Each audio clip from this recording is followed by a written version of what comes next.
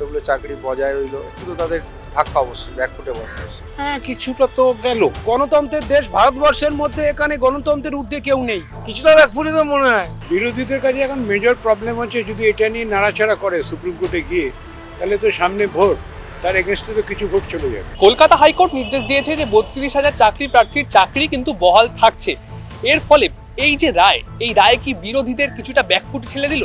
সাধারণ মানুষ কি ভাবছে এই বিষয়ে আসুন জেনে নিই আজকের পাবলিক পালসে। হ্যাঁ, কিছুটা তো গেল। কিছুটা তো তারা ব্যাকফুটে গেল, কারণ যারা ধরুন এতদিন ধরে এই 32,000-এর যারা একটুখানি একটা ক্ষোভ তাদের মনে হয়েছিল, সেই ক্ষোভটা তাদের মন থেকে এখন আপাতত চলে গেল। তাদের তো বিরোধীদের একটু ব্যাকফুটে যাওয়ার ব্যাপারটা এসেই যায়।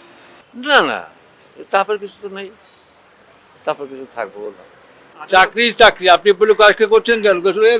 ক্যামেরাম্যান ছেড়ে দিন, চাকরি চাকরি।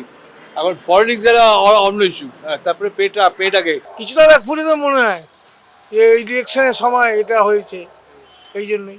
একদমই না, এখানে কোনো রাজনীতির ব্যাপারই নেই। দেখুন, এই ব্যাপারে তো আমি তো এই ব্যাপারে তো আমার তো কোনো সেই আইডিয়া নেই যে আমি কীভাবে বলবো বা ইয়েতে, কিন্তু চাকরিটা খুব দরকার আমাদের।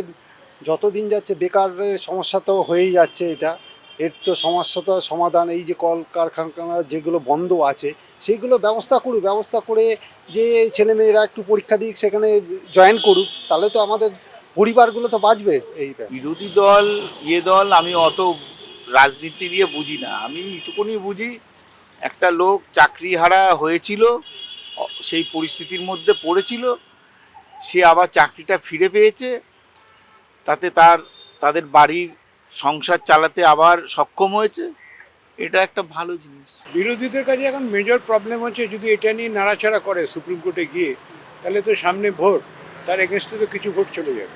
বিরোধী এখানে কোর্টের ঊর্ধ্বে গণতন্ত্রের দেশ ভারতবর্ষের মধ্যে, এখানে গণতন্ত্রের ঊর্ধ্বে কেউ নেই।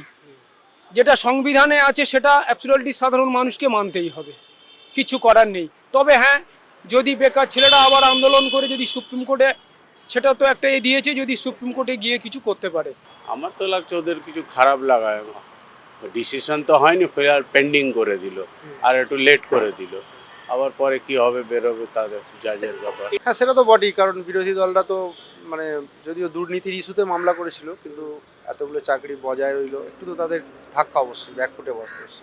এই বিষয়ে বলতে পারবো না, কেন আমরা প্রতিবন্ধী, তো সেটা আমরা দৃষ্টিহীন প্রতিবন্ধী, আর সেটা নিয়ে রায় যে দিয়েছে তাদের ব্যাপার, আর বিরোধী পার্টি ছেড়ে তাদের ব্যাপার।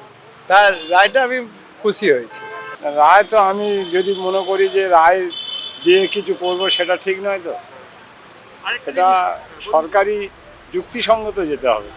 আপনারা দেখে নিলেন সাধারণ মানুষ কি বলছেন, তাদের কি মতামত। আপনাদের মতামত জানান আমাদের কমেন্ট বক্সে, এবং অবশ্যই নজর রাখুন আমাদের আরো পাবলিক পালসের এই ভিডিওগুলোতে।